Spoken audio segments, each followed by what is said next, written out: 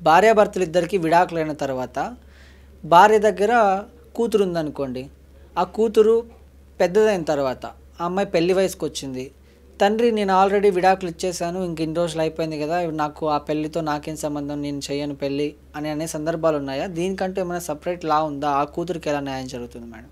Maintenance ఇవ్వాలని చెప్పేసి ఎన్నోసార్లు వీడియోస్ చెప్తున్నాం. ఎట్లా అంటే వైఫ్ ఒకవేళ విడిపోతే హస్బెండ్ వైఫ్కి ఇవ్వాలి, ఒకవేళ పిల్లలు అంటే వాళ్ళు కూడా మెయింటైన్ చేయాలి అంటిల్ మేజర్ అయ్యే వరకు, ఆల్ దట్. సో ఒక డౌట్ చాలామంది ఈ మధ్యలో అడుగుతున్నారు ఏంటంటే, విడిపోయిన తర్వాత ఎవరి దారులు వాళ్ళు చూసుకున్న తర్వాత వీళ్ళ మదరు వీళ్ళ ఫాదర్ వెళ్ళిపోయిన తర్వాత ఒక పాప ఉండింది, ఆ పాప పెద్ద అయిపోయి ఆమె పెళ్ళి ఈడికి వచ్చేసింది.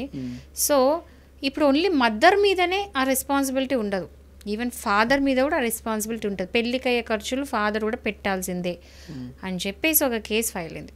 ఓకే, రీతా మిశ్రా వర్సెస్ అజయ్ కుమార్ మిశ్రా అని చెప్పేసి సుప్రీంకోర్టు కేసు. ఇది రిపోర్ట్ అయిన కేసు. ఏంటంటే ఇక్కడ ఇద్దరు విడాకులు తీసేసుకున్నారు, పాప పెద్దగైంది, పెద్దగా పెళ్ళిడికి వచ్చిన తర్వాత మదరే మొత్తం పెళ్లి చేయాలి, ఖర్చు అంటే పెళ్ళి అయ్యే ఖర్చులు తానే పెట్టాలి అంటే ఆ రీతా మిశ్రా వెళ్ళేసి వాళ్ళ హస్బెండ్ అజయ్ కుమార్ మిశ్రా మీద కేసు పెట్టింది. అతను కూడా ఈ అమ్మాయి తన కూతురు కూడా కాబట్టి నాతో పాటు తాను కూడా ఎక్స్పెన్సెస్ భరించాలని చెప్పేసి కేసు కింద నుండి వెళ్ళి లాస్ట్ సుప్రీంకోర్టుకి వెళ్ళింది అది. సో సుప్రీంకోర్టు ఏం చెప్పిందంటే, ఈవెన్ విడాకులు అయినా సరే ఆ తండ్రికి బాధ్యత 100% ఉంటుంది, కూతురు పెళ్లి ఖర్చులు పెట్టాల్సిందే. అంటే ఏంటి మెయింటెనెన్స్ ఇచ్చుకుంటూ కూడా? మెయింటెనెన్స్ అంటే ఏంటంటే ఎవ్రీ మంత్ నువ్వు కావాల్సిన మెయింటెనెన్స్ ఏవైతే ఉంటాయో అంటే బేసిక్ అమ్యూనిటీస్, ఫుడ్ అలాంటివి, ఫుడ్, ఎడ్యుకేషన్ అలాంటివి ఇవ్వడం మెయింటెనెన్స్ కిందకి వస్తుంది.